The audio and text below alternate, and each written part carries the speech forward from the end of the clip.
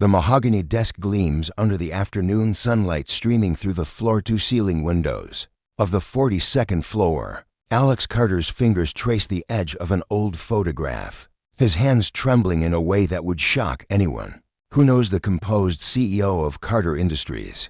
What you're about to hear will destroy everything you think you know about family, loss, and the secrets that can hide in plain sight for decades. "This can't be real," Alex whispers, his voice barely audible in the pristine silence of his Manhattan office. The photograph shows two young boys, maybe 8 and 10 years old, standing beside a rusty swing set. One of them is unmistakably Alex. The other boy, with the same dark hair and mischievous grin, should be dead. 20 years ago, Alex Carter lost everything that mattered. The car accident that claimed his younger brother Nick's life shattered not just his family, but his entire understanding of what it means to love someone unconditionally. Alex threw himself into building his empire, each success a monument to the brother who would never see him achieve his dreams. But what happened next shocked everyone who thought they knew the Carter family story. Mr. Carter, the gentle voice, belongs to Mrs. Clara Thompson, who has been quietly cleaning Alex's office for the past 15 years. Her aged hands clutch a yellowed envelope, and there's something in her dark eyes that Alex has never seen before. Fear, determination, and something else entirely. Alex looks up from his laptop, noting the way Clara's usually steady fingers are trembling. "What is it, Mrs.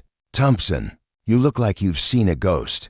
Clara steps forward, her sensible shoes silent on the thick carpet. "Sir, I need to show you something. Something I should have shown you years ago." She places the envelope on his desk with the reverence of someone handling sacred relics. "What's this about?" Alex's voice carries the authority of someone accustomed to having his questions answered immediately, but Clara doesn't flinch. "It's about your brother, Mr. Carter. About Nick." The name hits Alex like a physical blow. He hasn't heard anyone speak Nick's name aloud in years. His parents stopped mentioning him after the first anniversary of his death. Friends learned quickly that the subject was forbidden territory. Little did Alex know that this moment would unravel every assumption he'd built his adult life upon.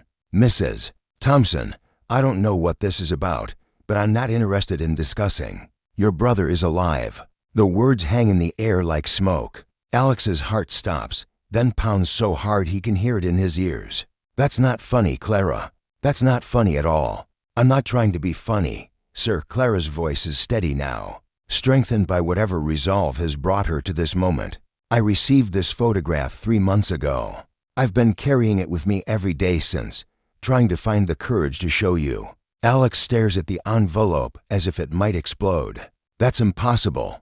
I was at the funeral. I saw the casket. I threw dirt on his grave." "You threw dirt on an empty casket, Mr. Carter." The words slice through 20 years of carefully constructed grief. Alex's successful facade begins to crumble as he looks into Clara's eyes and sees nothing but truth staring back at him. "Show me," he whispers. Clara's weathered fingers work at the envelope's seal. "I need you to understand, sir, that what I'm about to show you, it changes everything. Your parents, the accident, everything you've believed about that day. Show me the damn photograph, Clara." She slides the picture across the polished mahogany surface. It's the same image Alex has been staring at, but now he notices details that make his breath catch. The background shows a small-town main street he doesn't recognize. Both boys are wearing clothes that look recent, not 20 years old. And written on the back, in handwriting he would recognize anywhere, are 4 words that shatter his world. "I'm safe. Find me." Alex's hands shake as he turns the photograph over. Nick's handwriting. Nick's distinctive way of making his F's with that extra little flourish. Nick's habit of pressing too hard with the pen, leaving indentations in the paper. "Where did you get this?" His voice sounds foreign to his own ears. Clara pulls out a chair and sits down without being invited, something she has never done in 15 years of employment. "Your brother didn't die in that accident, Mr. Carter. Someone wanted everyone to believe he did, including you." The revelation hits Alex like a sledgehammer. His vision blurs as 20 years of grief transforms into something else entirely. Rage, hope, confusion. But the real shock was still coming. Who the word comes out as barely more than breath. Clara's eyes fill with tears as she reaches into her apron pocket and produces another envelope, this one bearing his mother's distinctive handwriting. I think it's time you learned the truth about Anderson's Grove, Mr. Carter, and why your family has been lying to you for 2 decades. Alex freezes as he recognizes his mother's careful script across the envelope's surface, dated just 3 weeks before Nick's alleged death. His eyes widen in disbelief as he realizes that everything he thought he knew about the most devastating day of his life has been a carefully orchestrated lie. Alex's hands trembled as he stared at the photograph, his successful CEO facade crumbling like paper in the rain. The face looking back at him was older, weathered by 20 years of unknown experiences, but unmistakably familiar. Those were his brother's eyes, Nick's eyes. Mrs. Thompson, Alex's voice came out as barely a whisper. You need to explain this to me right now. Clara Thompson had worked for the Carter family for over 30 years, watching Alex grow from a grieving 10-year-old into the powerful businessman he'd become. She'd always carried herself with quiet dignity, but now her weathered hands shook as she clutched the letter that had accompanied the photograph. Mr. Alex, I received this photo 3 weeks ago, she began, her voice heavy with years of carried secrets. It came with this letter, postmarked from a place called Anderson's Grove. I've been debating whether to show you. Anderson's Grove, Alex's brow furrowed. In all his years of business dealings across the country, he'd never heard of such a place. Where is that? Who sent this? But here's what will shock you even more, Mrs. Thompson's next words would reveal she'd been carrying this burden far longer than anyone realized. Clara's eyes filled with tears as she looked at the man she'd helped raise. Your parents, they made me promise never to speak of certain things, but seeing you struggle all these years, carrying that guilt about the accident, she paused, gathering courage. Mr. Alex, there are things about that day, about your brother's disappearance, that you don't know. Alex felt the walls of his luxurious office closing in. Everything he'd built his life upon, the guilt, the drive to succeed in his brother's memory, the careful distance he maintained from emotional attachments, suddenly felt like it was constructed on false foundations. What things? His voice was sharp now, the CEO taking control. Mrs. Thompson, I need you to tell me everything you know. Now. The elderly woman sat down heavily in the leather chair across from his desk, her usual composure finally breaking. The photo has something written on the back. I couldn't bring myself to show you at first. With shaking fingers, Alex flipped the photograph over. In handwriting he didn't recognize, someone had scrawled, Anderson's Grove Community Center, Annual Remembrance Day. He thinks of you every day. A friend. A friend? Alex's mind raced. What friend? Mrs. Thompson, what happened the day Nick disappeared? Clara's eyes darted away from his intense gaze. For decades, she'd perfected the art of invisible service, of knowing when to speak and when to remain silent. But the weight of her secrets had grown unbearable, especially watching Alex punish himself for surviving when his brother hadn't. Your parents weren't the only ones in that car, she whispered, her words hitting Alex like physical blows. There was someone else, someone who helped, who made certain choices that night. The revelation hung in the air between them like a loaded gun. Alex's successful world, board meetings, merger deals, the penthouse apartment overlooking Central Park, all of it felt suddenly insignificant compared to this moment. You're telling me someone else was involved in my brother's death? Alex's voice was dangerous now, the protective fury of a brother finally awakening after 20 years of dormancy. But Mrs.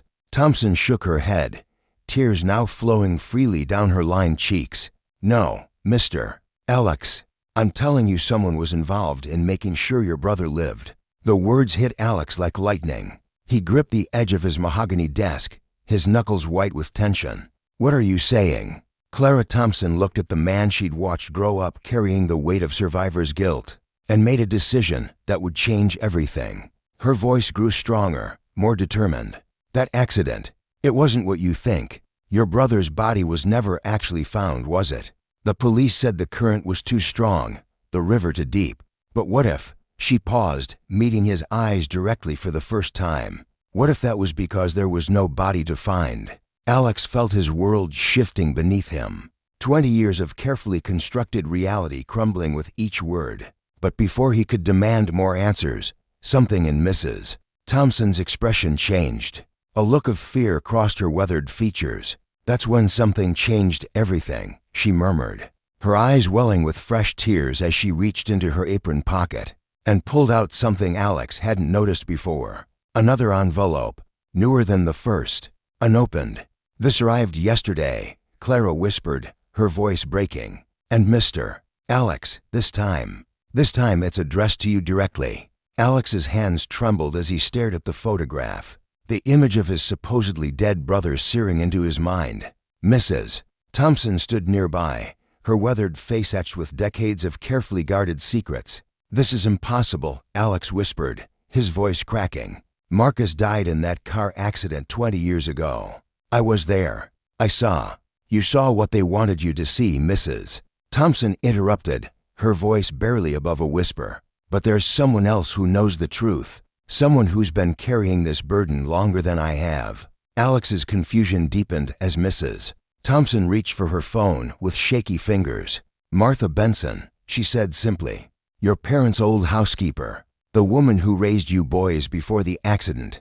The name hit Alex like a physical blow. Martha Benson, the gentle woman who had bandaged his scraped knees, who had made him hot chocolate during thunderstorms, who had disappeared from their lives immediately after Marcus's funeral. He hadn't thought about her in years. "Martha's still alive?" Alex asked, sinking into his leather chair. "Very much so. And she's been waiting for this day longer than you can imagine." Mrs. Thompson dialed a number she clearly knew by heart. "Martha, it's Clara. He knows about the photograph." Alex watched as Mrs. Thompson's expression shifted during the brief conversation, her eyes widening with something between relief and fear. "She wants to see you," Mrs. Thompson said, hanging up. "Today. Right now, actually. She says she has something that belonged to your mother, something that will explain everything." But what if this revelation destroyed the carefully constructed life he'd built? What if confronting the truth meant losing the parents he'd spent 20 years trying to protect from his own grief and guilt? An hour later, Alex found himself standing outside a modest apartment building in Queens, Mrs. Thompson beside him. The contrast between this neighborhood and his Manhattan penthouse couldn't have been starker. Yet something about the tree-lined street felt hauntingly familiar.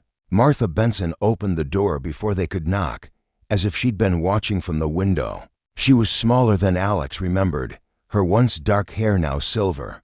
But her eyes, those same kind eyes that had comforted him as a child, were unmistakable. "Alexander," she breathed, her voice thick with emotion. "Look at you. You look just like your father did at your age." She ushered them into her small living room, which was filled with photographs, not just any photographs, but pictures of Alex and Marcus as children, images Alex had never seen before. "You kept all of these?" Alex asked, his voice hoarse. Martha nodded, settling into an armchair across from him. "I kept everything, including this." She reached into a drawer and pulled out an envelope, yellowed with age. "This letter was written by your mother 3 days before the accident. She gave it to me with very specific instructions. I was only to give it to you if you ever learned the truth about Marcus." Alex's heart pounded as he recognized his mother's delicate handwriting on the envelope. For Alexander, when he's ready to know. But opening this letter would mean admitting that everything he'd believed about his family, his past, his very identity, might be a lie. "What does it say?" Alex asked, his hands frozen. Martha's eyes filled with tears. "It explains why they had to make that terrible choice. Why they had to let everyone believe Marcus was dead when he wasn't. Why they had to send him away." The room fell silent except for the ticking of an old clock on Martha's mantel. Alex stared at the envelope, knowing that once he opened it, there would be no going back. But before he could reach for it, Martha's phone rang. She glanced at the caller ID, and her face went pale. I wasn't expecting," she stammered, then looked directly at Alex with an expression of pure shock. "You need to hear this." She answered the phone, putting it on speaker with trembling hands. A voice came through the line of voice that made Alex's world stop spinning entirely. The drive to Anderson's Grove stretches endlessly before them. The silence in Alex's Mercedes, broken only by the hum of tires on asphalt and Mrs. Thompson's occasional directions from the passenger seat. She clutches the mysterious photo in her weathered hands, her knuckles white with tension. "Turn left at the next intersection," she says quietly, her voice barely audible over the engine. Alex's grip tightens on the steering wheel as they pass a weathered wooden sign. "Welcome to Anderson's Grove, population 847. The small town appears frozen in time, with Main Street lined by vintage storefronts and American flags hanging from every lamppost. But what catches Alex's attention immediately are the colorful banners stretched across the street, advertising something called the annual Homecoming Festival. "Mrs. Thompson, what exactly are we looking for here?" Alex asks, parking near the town square where dozens of people mill about, setting up booths and hanging decorations. She hesitates, then points toward a large banner hanging from the community center. "Every year, they hold this festival. It's where people come to remember those they've lost. And sometimes," her voice trembles, "where they come to find those they thought were gone forever." Alex steps out of the car, his expensive suit drawing curious glances from the townspeople. The festival atmosphere feels surreal against the weight of what brought him here. Children run between the booths while elderly couples sit on benches, sharing stories and pointing at old photographs displayed on memorial boards. "Alex, Mrs. Thompson suddenly grabs his arm, her eyes wide with recognition. "Over there, by the apple cider stand." He follows her gaze across the crowded square, squinting against the late afternoon sun. A man stands with his back to them, talking animatedly with a group of local residents. He's tall, with dark hair, wearing a simple flannel shirt and jeans. Something about his posture, the way he gestures with his hands, strikes Alex as hauntingly familiar. "That can't be," Alex's voice catches in his throat. The man turns slightly, offering a profile view, and Alex's world tilts on its axis. Even from this distance, even after 20 years, he recognizes that jawline, that familiar laugh carrying across the square. Mrs. Thompson's hand finds his shoulder. "I've been watching him from afar for years, Alex. Coming to this festival, building a life here." He goes by Nicholas Anderson now. Alex's legs feel unsteady as the implications crash over him. His brother, the brother he mourned, the brother whose death shaped every decision of his adult life, is alive and living 2 hours away from New York City. The successful CEO who built an empire while carrying the weight of survivor's guilt suddenly feels like a stranger to himself. "How long have you known?" he whispers, unable to look away from the figure across the square. "Since 3 years after the accident. A friend of mine, she worked at the hospital that night. She recognized him when he started coming to these festivals." "But Alex, there were reasons." "Reasons?" Alex spins to face her, his voice rising enough to draw stares from nearby festival goers. 20 years, Mrs. Thompson. 20 years of believing he was dead." But before she can respond, the man by the cider stand turns fully toward them, and their eyes meet across the crowded square. Time stops. The festival noise fades to a whisper. Nick Carter Nicholas Anderson freezes, an apple cider cup halfway to his lips, his face cycling through the same shock and disbelief that Alex feels. The cup falls from Nick's hand, clattering to the ground and splashing cider across his boots. He takes a tentative step forward, then another, his mouth moving as if trying to form words that won't come. Alex finds himself walking too, pushing through the festival crowd, his heart hammering so hard he can hear it over the distant sound of bluegrass music. From the main stage, 20 years collapse into nothing as they approach each other. Two men who share the same dark eyes, the same stubborn jawline, the same scar above the left eyebrow from a childhood bicycle accident. They stop 3 feet apart, staring at each other like they're seeing ghosts. "Alex," Nick's voice is rougher than Alex remembers, weathered by years and experiences his brother knows nothing about. "Everyone told me you were dead," Alex manages, his voice breaking on the last word. Nick's eyes well with tears. "I had to be." But the biggest surprise was still coming, because as Nick opens his mouth to explain, Mrs. Thompson appears beside them, her face pale with an emotion Alex has never seen from her before, pure terror. She's staring past Nick toward the edge of the festival grounds, where a black sedan with tinted windows has just pulled up, and three men in dark suits are stepping out. The silhouette turns, and Alex's breath catches in his throat. Standing before him in the golden light of Anderson's Grove is the face he's mourned for 20 years, his brother Nick, older now, weathered by time, but unmistakably alive. "Hello, Alex," Nick says quietly, his voice carrying the same gentle tone Alex remembers from their childhood. "I know this is impossible to understand." Alex stumbles forward, his legs barely supporting him. You're dead. We buried you. Mom cried for months." His voice breaks as 20 years of grief collide with the impossible reality before him. Nick steps closer, his eyes filled with tears. "I never wanted this. I never wanted you to suffer." He glances at Mrs. Thompson, who nods encouragingly. "Clara's been my lifeline all these years, helping me watch over you from a distance." "But why?" Alex's voice cracks with raw emotion. "Why did you let us believe you were dead? Do you have any idea what that did to our family?" Nick takes a shaky breath. "That car accident, it wasn't an accident, Alex. There were people after Dad's business dealings, dangerous people who threatened our entire family. The only way to protect everyone was to disappear, to let them think I was gone." Mrs. Thompson steps forward, her weathered hands clasping Alex's arm. "Your parents knew deep down. Your mother suspected, but chose to believe the lie to protect you. She gave me that letter, asking me to watch over Nick and to tell you the truth when it was safe." "Safe?" Alex looks between them, his world reshaping with every word. Nick nods slowly. "Those people are gone now, their organization dismantled. I've been living here in Anderson's Grove, helping build this community, waiting for the day I could come home." His voice wavers.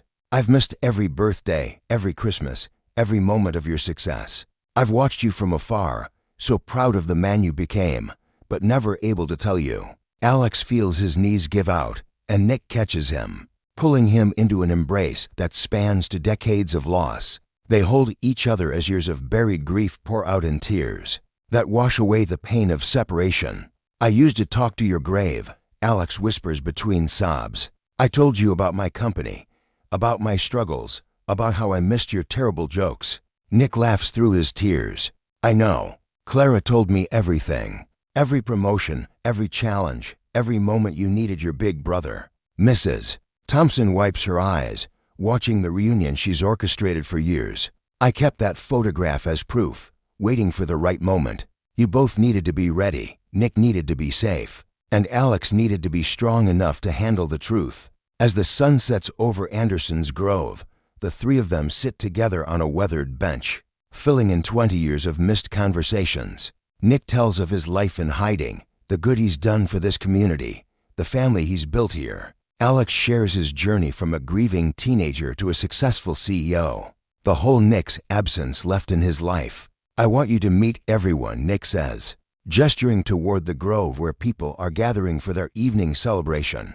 "This community saved me, gave me purpose when I thought I'd lost everything." As they walk together toward the lights and laughter, Alex realizes his transformation is complete. The bitter, success-driven man who entered his office that morning has been replaced by someone who understands that true wealth lies in the connections we nurture, and the truth we're brave enough to face. "There's so much time to make up for," Alex says, his voice stronger now. "We have the rest of our lives," Nick replies, squeezing his shoulder. "And now that the truth is out, we can build something beautiful from what we've learned."